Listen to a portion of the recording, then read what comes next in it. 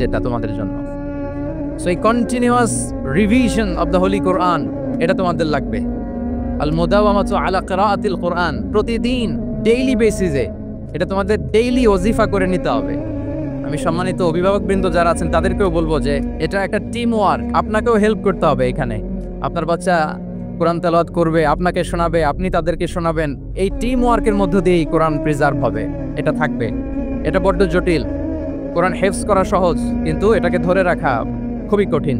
So তোমাদের জন্য first and foremost reminder tonight, প্রথম রিমাইন্ডার হচ্ছে যে রেগুলার বেসিসে এই কোরআনকে মোরাজা করতে হবে, তা না হলে এই কোরআন থাকবে না। এবং আল্লাহ রাসূল সাল্লাল্লাহু আলাইহি ওয়া আলিহি ওয়াসাল্লাম তিনি ওসিয়ত করেছেন, তিনি বলেছেন তাআহাদুল কোরআন ওয়া ইন্নাহু আশাদ্দু তাফাল্লুতান মিনাল ইবিলি ফি উকুলিহা। তোমরা কোরআনকে ডেইলি রিভাইজ করো। যারা তোমরা হেফজ কমপ্লিট করেছো, হাফাজাতুল কোরআন, তোমাদেরকে উদ্দেশ্য করে আল্লাহ রাসূল সাল্লাল্লাহু আলাইহি ওয়া আলিহি ওয়াসাল্লাম বলেন যে তাআহাদুল কোরআন, তোমরা ডেইলি বেসিসে কোরআনকে কি করো? রিভাইজ করো, রিভিশন দাও, মুরাজা করো, এটাকে সম্মান করো। ফা ইন্নাহু আশাদ্দু তাফাল্লুতান মিনাল ইবিলি ফি উকুলিহা, কেননা পোষ মানানো হয়নি এরকম কোন বন্য ওট যদি এটা রশি ছেড়ে দেওয়া হয়, এটা যেমনি ছুটে পালায়, দৌড়ে পালায়, এটারে ফিরে আনা যেমনি কঠিন, কোরআন হেফজ করার পরে, মুখস্থ করার পরে কেউ যদি ভুলে যায়, ওইটারে আবার রিভাইভ করা তার চেয়েও বেশি কঠিন। এই জন্য ডেইলি বেসিসে রিভাইজ করতে হবে। এবং আল্লাহ রাসূল সাল্লাল্লাহু আলাইহি ওয়া আলিহি ওয়াসাল্লাম তিনিও যাতে ভুলে না যান বারবার কোরআন পড়তেন, বারবার রিভাইজ করতেন। রাসূল সাল্লাল্লাহু আলাইহি ওয়াসাল্লামের কষ্ট হয়ে যেত, ফলে আল্লাহ তাআলা বলেছেন লা তুহাররিক বিহি লিসানাকা লিতা'জালা বিহি ইন্না আলাইনা জামাআহু ওয়া কুরআনা ফাইযা ক্বরা'নাহু ফাত্তাবি' কুরআনা। নবী, আপনি তাড়াহুড়ো করে এত কষ্ট, এত প্রেশার আপনার উপর নেওয়ার দরকার নেই, আমি আপনাকে পড়িয়ে দেব। জিবরিল যখন পড়ে শুধু ফলো করেন, সেটা একবার পড়ে নিন, মুখস্থ আমি আল্লাহ করে দেব। সানুকরিউকা ফালা তানসা, আপনি আর ভুলবেন না। এরপরে আল্লাহ রাসূল সাল্লাল্লাহু আলাইহি ওয়া আলিহি ওয়াসাল্লাম রেগুলার বেসিসে কোরআন পড়তেন, সাহাবাদেরকে কোরআন শোনাতেন, আবার সাহাবাদের কাছ থেকে কোরআন শুনতেন। সো এই কোরআনকে যদি তোমরা তোমাদের সিনায় আজীবনের জন্য রেখে দিতে চাও সযত্নে, তোমাদেরকে রিভিশন দিতে হবে। এখন খুব বেশি বেশি revise and revise, revise after revise তোমাকে দিতে হবে। এবং সারা বছর কোরআনের যতটুকু নাজিল হতো, আল্লাহ রাসূল সাল্লাল্লাহু আলাইহি ওয়া আলিহি ওয়াসাল্লাম রমাদান আল মুবারাকে জিবরিল আলাইহিস সালামের সাথে রিভিশন করতেন। সারা বছর যা নাজিল হলো এটা আল্লাহ রাসূল সাল্লাল্লাহু আলাইহি ওয়াসাল্লাম জিবরিল আলাইহিস সালামকে শোনাতেন, আবার জিবরিল আলাইহিস সালাম আল্লাহ রাসূল সাল্লাল্লাহু আলাইহি ওয়াসাল্লামকে অতটুকু শোনাতেন। যে বছর তিনি ইন্তেকাল করবেন ওই বছর দুইবার তিনি গোটা কোরআনকে জিবরিল আলাইহিস সালামের সামনে পেশ করেছেন, শুনিয়েছেন। আবার জিবরিল আলাইহিস সালাম দুইবার আল্লাহর হাবিব সাল্লাল্লাহু আলাইহি ওয়া আলিহি ওয়াসাল্লামকে শুনিয়েছেন। আল্লাহু আকবার। তাহলে এটাই হচ্ছে সুন্নাহ। তিনি তো পৃথিবীর প্রথম হাফেজ নাকি? আল্লাহ রাসূল সাল্লাল্লাহু আলাইহি ওয়াসাল্লাম প্রথম হাফেজ ছিলেন না? উনি রেখেছেন কিভাবে কোরআনকে? প্রিজার্ভ করেছেন কিভাবে? রিভিশনের মাধ্যমে, রিভিশন এন্ড রিভিশন। তাহলে the first and foremost reminder for tonight in this ceremony for all of you today, you have to revise a lot, you have to recite a lot. প্রতিদিন recite করতে হবে, প্রতিদিন revise দিতে হবে। এটা আমাদের মনে থাকবে তো নাকি? শিক্ষার্থী বন্ধুরা আওয়াজ করো, মেক এ নয়েজ। মনে থাকবে ইনশাআল্লাহ বিইذنিল্লাহ। তাহলে প্রথম কাজ হচ্ছে আমাদেরকে রিভাইজ করতে হবে। পাশাপাশি এই যে 114 সূরা তোমরা এই সিনার ভিতরে নিয়ে নিলা, মুখস্থ করে ফেললা, আল্লাহ তাআলা যা বলার তিনি সবই কোরআনে বলে দিয়েছেন, নতুন করে আর কিছু বলবেন না। এটা তো দ্য লেটেস্ট রেভেলেশন, এরপরে আর কোনো ওহী আসবে না, প্রত্যাদেশ আসবে না। ফলে আল্লাহ তাআলা আমাদেরকে যা বলার সব বলে দিয়েছেন। মুখস্থ করার বড় কাজ এখন যেহেতু শেষ, এবার আমরা বোঝার জন্য উঠে পড়ে লাগবো। কোরআনকে বুঝতে হবে আমাদের মাতৃভাষায়। এই কোরআনের মর্মবাণী, মর্মার্থ, আল্লাহ তাআলা কি ডুজ এন্ড ডোন্টস আমাদের জন্য দিয়েছেন, কি করা যাবে কি করা যাবে না, সব তিনি বলে দিয়েছেন।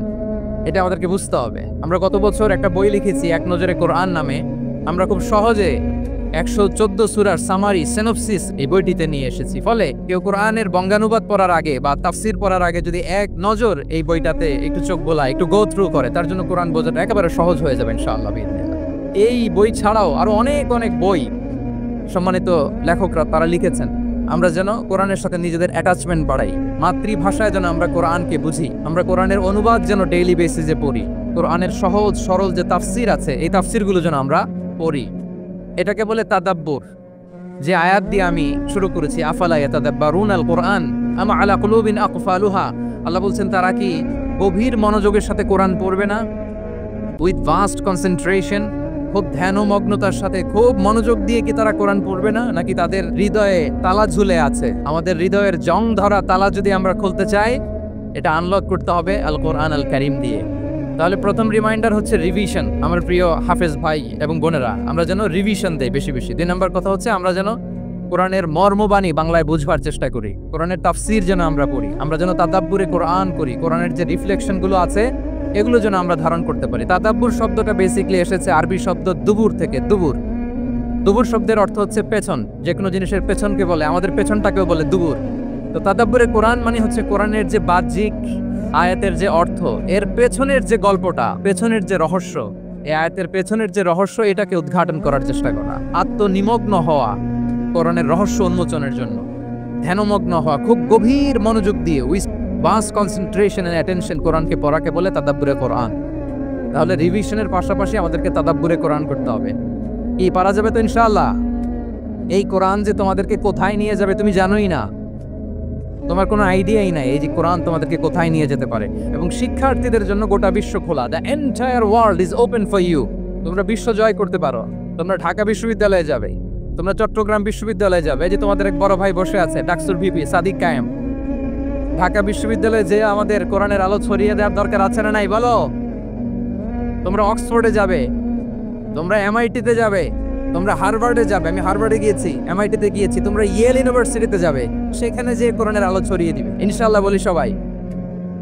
তাহলে শিক্ষার্থীদের জন্য গোটা বিশ্ব খোলা। তুমি জানোই না যে আল্লাহ তাআলা তোমাকে কোথায় নেবে। খুত্তাতুল্লাহি আ'যামু মিন খুত্তাতিকুম, আল্লাহর প্ল্যান তোমার প্ল্যানের চাইতে অনেক অনেক বড়। তুমি জানোই না যে আল্লাহ তাআলা তোমাকে দিয়ে কোন খেদমত নিতে পারে। সো আমরা যেন তাদাব্বুরে কোরআন করি, কোরআনে যে আল্লাহ জেমস গুলো দিয়েছেন এগুলোর সাথে নিজেদের অ্যাটাচমেন্ট যেন আমরা বাড়াই, একটু একটু করে যেন পড়ি। এবং সাহাবা রিদওয়ানুল্লাহি তাআলা আলাইহিম আজমাইন, ওনাদের হ্যাবিট এটাই ছিল, ওনারা তাড়াহুড়ো করে কোরআন পড়তেন না, একটু একটু করে পড়তেন। তোমাদের তো 2 বছর কিংবা 3 বছর হেফজ শেষ হয়ে যাওয়ার কথা নাকি? তাদের কয় বছর লেগেছে হেফজ করতে? 3 বছর। আচ্ছা, তোমরা কি জানো ওমরে ফারুক রাদিয়াল্লাহু তাআলা আনহু উনি সূরা বাকারা হেফজ করতে সময় নিয়েছিলেন 12 বছর। ওনাদের অভ্যেস ছিল তারা তাদাব্বুরে কোরআন করে করে আগাতেন। 10 আয়াত পড়তেন, এটাকে মুখস্থ করতেন, এটার অর্থ বুঝতেন, এটার উপর আমল করতেন, এটাকে ধারণ করতেন, এটার উপর সাধনা করতেন, এটারে ডাইজেস্ট করা শেষ, এরপরে 10 আয়াত, আবার একই সিস্টেমে 10 আয়াত পরে এরপরে 10 আয়াত। এভাবে সূরা বাকারা শেষ করতে উনি সময় নিয়েছিলেন কয় বছর? 12 বছর। এবং যেদিন সূরা বাকারা কমপ্লিট করেছিলেন ওদিন উট জবাই করে সবাইকে খাইয়েছিলেন। সুবহানাল্লাহ বিহামদি। ওনারা কোরআন জানাটাকে সেলিব্রেট করতেন। আল্লাহু আকবার। সো আমরা যেন তাদাব্বুরে কোরআন করি। তাহলে আমার রিমাইন্ডারগুলো খেয়াল রাখতে হবে। 1 নম্বরে কি বলেছি? Revision. Let's say all together. 1 নম্বরে কি ছিল? রিভিশন। 2 নম্বরে তাদাব্বুরে কোরআন। সবাই বলি 2 নম্বরে কি ছিল? তাদাব্বুরে কোরআন। বুঝে বুঝে কোরআনের মেসেজগুলোকে হৃদয়ঙ্গম করা, একটু একটু করে হৃদয়ঙ্গম করা, একবারে সব না। কারণ কোরআন নাজিলও হয়েছে একটু একটু করে। হাসাবা হাওয়াইজিল বাশার, মানুষের যত প্রয়োজন ছিল এই প্রয়োজনের প্রেক্ষাপটে চাহিদার আলোকে একটু একটু করে 23 বছরের লম্বায় লং পিরিয়ড অফ টাইমে কোরআন নাজিল হয়েছে। কোরআন কিন্তু তাওরাত, জাবুর, ইনজিলের মতো, তাওরাতের মতো, জাবুরের মতো কিন্তু কোরআন একবারে নাজিল হয়ে যায়নি। তাওরাত, জাবুর কিন্তু একবারে এট এ টাইমে নাজিল হয়েছে, কিন্তু কোরআন নাজিল হয়েছে কত বছরের সময় নিয়ে? 23 বছর, 23 ইয়ার্স। 23 বছরের লং পিরিয়ড অফ টাইম নিয়েছে। গারে হেরাতে প্রথমে শুরু, মক্কা থেকে প্রায় 10 কিলোমিটার উত্তর পূর্বে 634 মিটার উঁচু প্রথমে নাজিল হলো ইকরা বিসমি রাব্বিকাল্লাযী খালাক, read in the name of your lord who has created, পড়ো তোমার প্রভুর নামে যিনি শিখিয়েছেন। এই তো নাজিল হতে লাগলো, কখনো মক্কায়, কখনো মদিনায়, কখনো ঘরে, কখনো বাইরে, কখনো মরুভূমিতে, কখনো বাজারে, কখনো যুদ্ধের ময়দানে। রাসূল যেখানে, সাথে সাথে কোরআনও সেখানে, একটু একটু করে। আল্লাহ রাসূল সাল্লাল্লাহু আলাইহি ওয়া আলিহি ওয়াসাল্লাম উনি ওনার জীবনে, পরিবারে, সমাজে যখনই কোনো সংকটের মুখোমুখি হয়েছেন তখনই সমাধান হয়ে হাজির হয়েছে কোরআন। সুবহানাল্লাহ বিহামদি। যখনই সংকট তখনই কি? কোরআন। যখনই কোনো প্রবলেম ফেস করেছেন কোরআন, কারণ কোরআন হচ্ছে দ্য প্রবলেম সলভিং মেথোডোলজি। যখনই সমস্যা সমাধান নিয়ে হাজির হয়েছে কোরআন। তাহলে আমরা যেন তাদাব্বুরে কোরআন করি। পৃথিবীর সবচাইতে ইন্টারেক্টিভ বুক এটা, একটু একটু করে নাজিল হয়েছে, খুবই জীবন ঘনিষ্ঠ। তোমরা যত পড়বে, যত রিসার্চ করবে, যত এক্সপ্লোর করবে, তত এই জ্ঞান, এই নলেজ, এই রহস্য তোমাদের কাছে ধরা দেবে। তাহলে 1 নম্বরে হচ্ছে রিভিশন, 2 নম্বরে হচ্ছে তাদাব্বুরে কোরআন, যেটা বলেছি যে এটা ইন্টারেক্টিভ বুক। যখনই রাসূল সাল্লাল্লাহু আলাইহি ওয়াসাল্লাম সমস্যার সম্মুখীন হয়েছেন তখনই কোরআন আলোকবর্তিকা হয়ে হাজির হয়েছে। এবং কোরআনকে আল্লাহ আলো বলেছেন অনেক জায়গায়, ওয়া আনসালনা ইলাইকুম নূরাম মুবিনা, নূর বলেছেন আল্লাহ তাআলা, এটা আলোকবর্তিকা। কিতাবুন আনসালনাহু ইলাইকা লিতুখরিজান নাসা মিনাজ যুলুমাতি ইলান নূর, অন্ধকারাচ্ছন্ন মানুষগুলোকে আলোর পথে নেয়ার জন্য আল্লাহ তাআলা এই কিতাবকে পাঠিয়েছেন, ক্রাইটেরিয়ান করে পাঠিয়েছেন। এই কোরআনের সাথে যদি আমার প্রিয় শিক্ষার্থী বন্ধুরা তোমাদের অ্যাটাচমেন্ট গড়ে ওঠে, সারা জীবনের জন্য তুমি safe. It's a criterion. Quran পড়লে, কোরআন জানলে কোনটা সত্য কোনটা মিথ্যা কোরআনের লেন্স দিয়ে তুমি পরখ করতে পারবে। এটাকে আল্লাহ তাআলা বলেছেন আল ফুরকান, তাবারাকাল্লাযী নাযালাল ফুরকানা আলা আবদিহি লিয়াকুনা লিল আলামিনা নাযীরা। ফুরকান মানে the criterion, it differentiates between right and wrong, কোনটা সত্য কোনটা মিথ্যা, কোনটা ভালো কোনটা মন্দ। এটা কোরআনের লেন্স দিয়ে যদি তুমি পরখ করো, তোমার জন্য গোটা বিশ্বটা সহজ হয়ে যাবে, কোনটা সত্য তুমি সহজেই বুঝতে পারবে। তাহলে আমরা ডেইলি বেসিসে রিভিশন দেব, আমরা কোরআনের সাথে নিজেদের অ্যাটাচমেন্টকে বাড়াবো, রেগুলার বেসিসে আমরা তাদাব্বুরে কোরআন করব। কি করব তো ইনশাআল্লাহ? সবাই একসাথে আওয়াজ করে পড়ে ইনশাআল্লাহ। বিশাল এক কর্মযজ্ঞ তোমরা শেষ করেছো, এবার নতুন কর্মযজ্ঞের পথে তোমরা হাঁটবে। কোরআন তোমরা মেমোরাইজ করেছো এবং এখন জ্ঞানের অন্যান্য যে ব্রাঞ্চ আছে, শাখা প্রশাখা আছে, সেগুলোতে তোমরা বিচরণ করবে।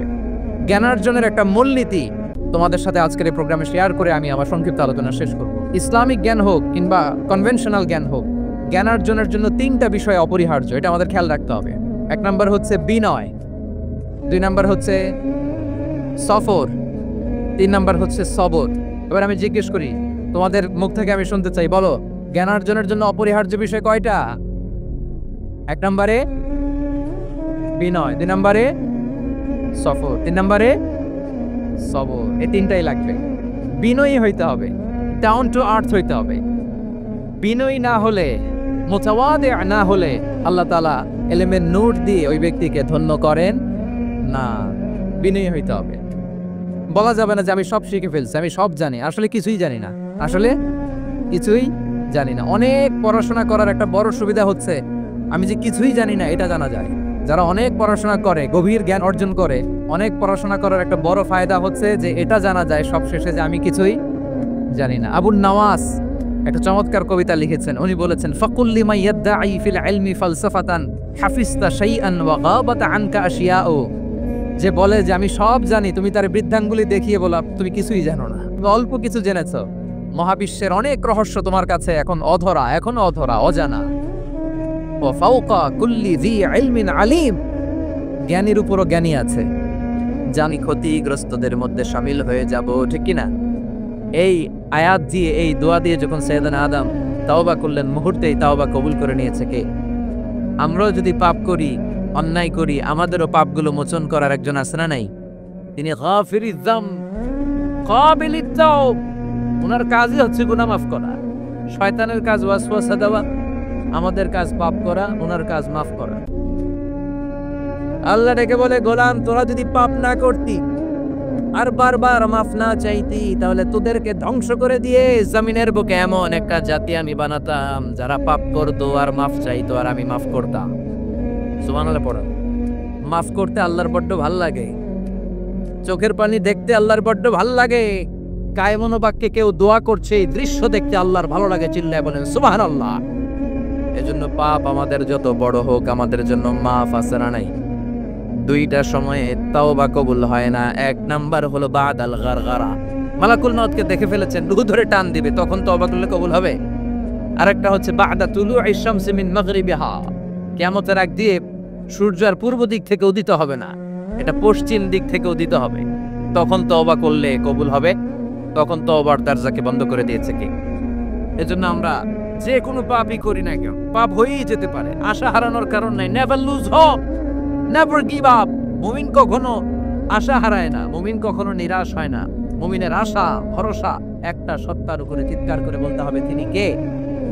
এজন্য পাপ হওয়ার সাথে সাথে আমরা তওবা করব কার কাছে? বিশ্বনবী বললেন কিছু কিছু কাজ আছে এগুলো হয়ে যাওয়ার পরে দেরি করা যায় না। 1 নম্বরে নামাজের ওয়াক্ত হলে দেরি করা যায় না, ঠিক কিনা?